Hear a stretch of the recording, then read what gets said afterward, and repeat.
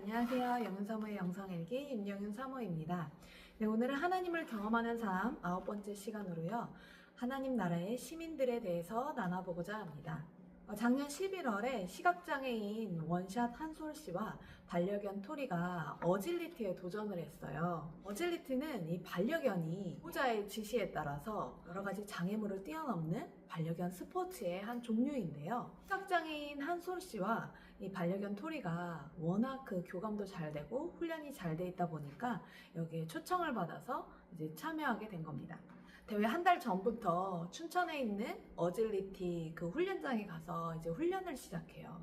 근데 사실 반려견 토리보다 훨씬 더 어려운 건 이 시각장애인 한솔 씨죠. 눈이 보이지 않기 때문에 어디에 뭐가 있는지 알지를 못하니까 아침 일찍부터 오후까지 넘어지고 다치면서 이 장애물의 순서를 외웁니다. 한솔 씨의 지시를 따라서 이 토리도 장애물을 넘기도 하고 통과도 하면서요 훈련을 해요. 그리고 훈련을 거듭한 끝에 이제 10가지 그 장애물을 통과하게 되었습니다. 토리가 이제 사람을 좋아하다 보니까요. 막 그 사람들이 많은 데서는 집중도 잘 못하고 사람들 막 따라가기도 하는 거예요. 그래서 그런 분주한 환경에서도 연습을 해보고 비가 막 이렇게 오는 날에도 계속 이제 연습을 해보는 겁니다. 그래서 그렇게 잘 훈련을 했는데요. 문제는 대회 3일 전에 시작이 됐어요. 한솔 씨도 막 긴장을 했는지 막 이 장애물의 순서를 헷갈리기 시작하고요. 토리도 한솔 씨의 지시를 따르는 게 아니라 막 이제 혼자 뛰기도 하고 어디론가 막 가버리기도 해요. 장애물을 넘긴 하는데 막 순서를 바꿔서 막 마음대로 하는 거죠. 그래도 이제 계속 또 훈련을 하고 마지막에 성공을 하고 끝냈는데요. 시합 당일에 갑자기 장대비가 내리는 거예요. 너무 감사하게도 시합 직전에 비가 멈추긴 했는데 이 어질리티 장소에 곳곳에 물웅덩이가 생겼어요. 그래서 눈이 보이는 사람들도 이 물웅덩이 때문에 그 반려견과 달리다가 계속 넘어지는 일들이 벌어지더라고요. 그리고 여기에서는 이 반려견이 주인의 지시를 3번 이상 따르지 않으면 실격이 됩니다. 눈이 보이지 않는 이 한솔 씨도 너무너무 긴장이 되는 거죠. 사람들의 도움을 받아서 이 물웅덩이가 어디에 있는지를 외우고요. 한솔 씨는 눈이 보이지 않았기 때문에 이 토리의 방울 소리를 듣고 해물을 넘어갔는데 사람들의 함성 소리가 너무 크다 보니까 이 토리의 방울 소리가 들리질 않는 겁니다. 근데 그래도 지금까지 훈련해온 것이 있으니까 한솔 씨도 토리를 믿고 토리도 한솔 씨만을 바라보면서 이 어질리티에 도전을 해요. 사람들 너무 많고 시끄럽고 또 길도 진흙 바닥이지만 서로를 바라보면서 이렇게 장애물을 넘는데 단 한 번의 실수도 하지 않고요. 빠른 시간에 들어오게 됩니다. 기록만 보자면요. 1등 팀이 32초였는데 한솔 씨와 토리는 19초였어요. 이 광경을 동물농장에서도 와서 찍고요. 훈련하는 분들도 있었고 가족들과 지인들도 있었는데 모두 다 보면서 그 감동에 눈물을 흘리는 거죠. 저는 이 토리의 모습이 너무너무 감동이 되는 거예요. 오직 주인만을 바라보고 그 주인의 지시에 따라 움직이는 이 토리의 모습이요. 하나님 앞에 순종은 저렇게 하는 거구나 하는 그런 감동이 있는 거예요. 토리가 장애물을 아무리 잘 넘어도 주인과 함께 가지 않고 주인의 지시를 따르지 않으면 아무 소용이 없는 것처럼요. 토리 내 노력으로 혼자 하나님의 영광을 위해도 소용이 없어요. 하나님을 경험하는 삶 9번째 시간으로요. 하나님과 친밀한 하나님 나라의 시민들을 통해 어떻게 하나님 나라의 일을 이루시는지 나눠보고자 합니다. 토리의 꼬리를 무는 이야기 꼬꼬무에 승일희망요양재단의 박승일 대표의 이야기가 나왔어요. 지금은 루게릭병으로 돌아가셨죠. 1990년대 우리나라가 이제 막 농구의 인기가 한참 많을 때 그때 2m 2cm였던 박승일 대표는 연세대 농구팀이었다 그래요. 근데 주전이 아니어서 유명하진 않았지만 이분이 농구를 워낙 좋아했기 때문에 이제 농구 코치를 하고 싶어서 미국 가서 공부를 합니다. 그래서 미국에서 공부를 하면서 부코치 겸 통역으로 우리나라에 스카웃이 됐는데요. 그런데 그 스카웃 되기 전에 우리나라에 들어와요. 왜냐하면 몸에 이상이 생긴 거예요. 이전에 하던 것처럼 운동을 할 수도 없고 뭔가 몸에 힘이 빠지는 겁니다. 병원 가서 검사를 했더니 이제 루게릭병으로 진단을 받은 거예요. 이 루게릭병은요, 운동신경이 선택적으로 파괴가 되면서 근력이 약해지고 근육이 마르는 퇴행성 신경 질환으로요. 나중에는 호흡을 하지 못해서 사망에 이르게 되는 그런 병입니다. 박승일 대표에게는 시간이 얼마 남지 않았으니까 농구 코치로서 잘 살아내고 싶었는데 3개월 만에 그 일을 그만두게 돼요. 왜냐면 병의 진행이 속도가 빨라졌기 때문입니다. 이 병은요, 완치가 불가능하다는 이유로 정부의 지원이 거의 없었대요. 오직 환자와 가족들이 그 육체적, 경제적 그 부담을 다 고스란히 떠안아야 했던 겁니다. 그러니까 박승일 대표 마음에 소원이 생겼어요. 이제 루게릭 그 요양병원을 지어서 이제 대한민국에서 보내주는 간병인들의 그 소중한 그 도움을 받았으면 좋겠다. 나와 같은 병을 가진 사람들이. 인생의 마지막 계획으로 이 루게릭 전문 요양병원을 직접 짓겠다는 꿈을 품는 거예요. 그래서 농구팀을 찾아가서 후원 요청도 하고요. 인터넷 카페를 만들어서 이 이야기를 알립니다. 근데 모금액이 늘어날수록 박승일 대표의 몸도 굳어갔어요. 2년 후 병은 빠르게 진행이 되어서 많은 기계 장치를 연결해서 겨우 이제 생명만 유지할 수 있는 거죠. 다른 곳은 다 움직일 수가 없고 눈만 움직일 수 있었대요. 처음에는 눈을 이제 깜빡임으로 소통을 했는데 다행히 앙구마우스라는 게 있다는 걸 발견하고 이제 그것으로 세상과 소통을 합니다. 인터넷 카페에 매일 그걸로 글을 올리는 거예요. 승일 대표가 카페에 쓴 글이 눈으로 희망을 만들다라는 책으로 나오게 됐고요.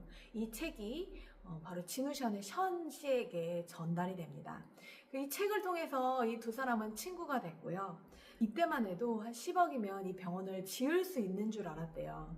그 당시에 이제 1억이 모금액이 모였었는데 션 씨가 또 1억을 이제 기부를 하고요. 모금 활동도 시작을 합니다. 많은 연예인들과 많은 사람들이 이 박승일 대표의 친구가 되어줬고 모금액이 커지면서 승일희망 재단을 만들게 돼요. 그 당시에는 70억 원이 있으면 이 병원을 지을 수 있었대요. 그때 마침 미국에서 루게릭병을 앓고 있는 환우들을 위한 모금액을 걷기 위해 아이스버킷 챌린지가 시작이 됐는데 이게 이제 션 씨를 통해서 우리나라에도 들어오게 됩니다. 이 아이스버킷 챌린지로 인해서 24억이 모였고요. 모금액의 70%가 모였을 때 이제 경기도 용인에 1000평의 부지를 마련하게 됩니다. 근데 이 시기에 코로나가 딱 터진 거예요. 이게 다 멈춰졌죠. 사람을 만날 수가 없어요. 특별히 이 박승일 대표는 몸이 약한 사람이기 때문에 누군가가 함부로 찾아갈 수가 없는 거예요. 그냥 가족들만이 대표를 간호하고 있었는데 아버지가 옆에서 간호하다가 그 박승일 대표 눈앞에서 쓰러지는 걸 목격하게 됩니다. 근데 아버지가 눈앞에서 쓰러졌지만 아무것도 할 수가 없잖아요. 다행히도 어머니가 빨리 발견해서 병원에 모시고 갔는데 먼저 세상을 떠나시게 돼요. 이 일로 박승일 대표도 굉장히 충격을 받게 되고 그러면서 호흡도 눈도 이제 점점 흐려집니다. 코로나 기간 동안에 인건비도 자재비도 이제 천정부지로 올랐어요. 병 예상 건립 비용은 200억 원이 넘어가게 됐습니다. 근데 너무나 감사하게도요.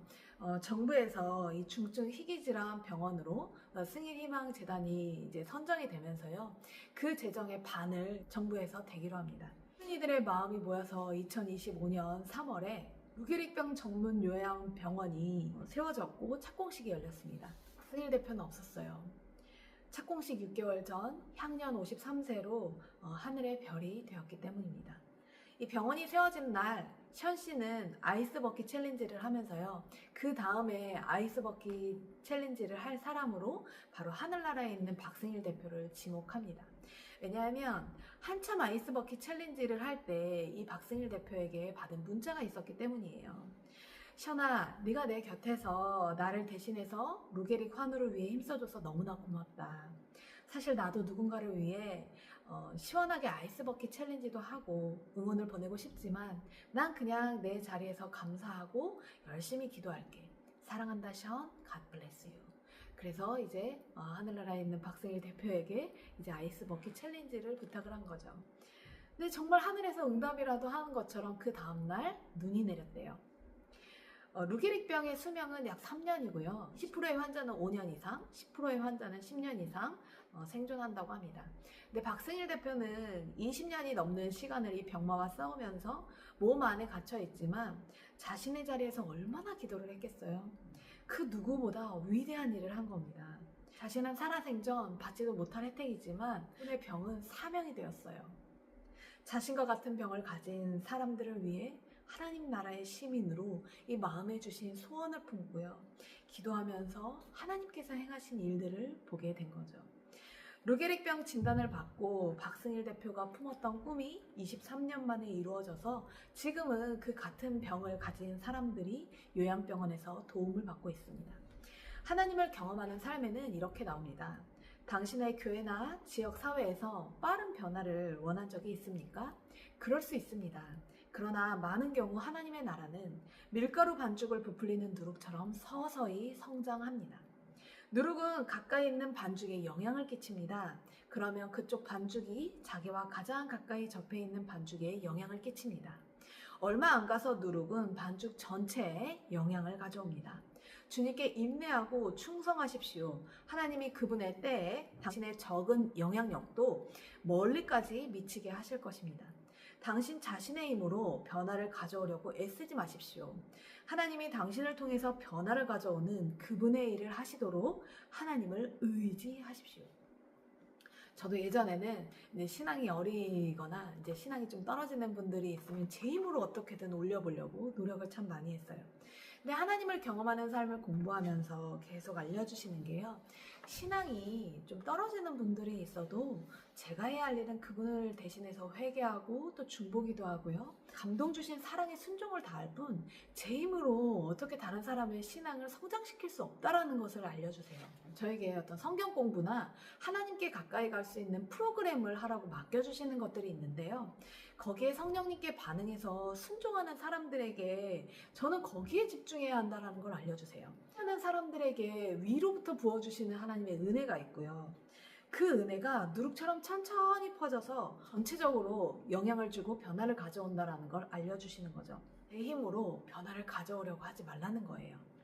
목회자도 해야 할 일은 하나님과 친밀한 가운데 그분께 순종하는 것밖에 없습니다. 하나님의 일은 하나님의 계획에 따라 하나님의 타이밍에 이루어지기 때문이죠. 지금은 복음이 우리에게도 전해졌지만 예수님께서 살아계실 때만 해도요. 하나님의 백성이 되는 것은 이스라엘 백성에게 국한되어 있었습니다. 사도행전 말씀에 보면요. 믿는 자들에게 성령님이 임하시고 성령님의 충만하심을 따라 담대하게 복음을 선포하죠. 근데 스데반이 성령님의 충만하심을 입고 설교를 했을 때 사람들이 이 스데반을 돌로 쳐 죽입니다. 이 박해로 인해서 이 그리스도인들이 거기에 머무를 수가 없으니까 다른 곳으로 이제 퍼지기 시작하는 거예요. 퍼지기 시작한 그곳에서 복음을 전파하면서 복음이 널리 퍼지기 시작했습니다. 예수님 믿는 자들을 그렇게 핍박하고 죽이려 했던 사도 바울을 예수님께서 찾아가 만나주시고요. 예수님을 전할 그릇으로 삼으시고 사도 바울을 통해서 또 놀라운 복음의 전파를 이루시죠. 하나님은 우리의 뜻을 이루시는 게 아니라요. 하나님의 방법으로 하나님의 타이밍에 하나님의 나라의 시민들을 통해서 그분의 뜻을 이루십니다. 해주셔서 감사하고요. 저는 하나님을 경험하는 삶 10번째 시간으로 찾아뵙겠습니다.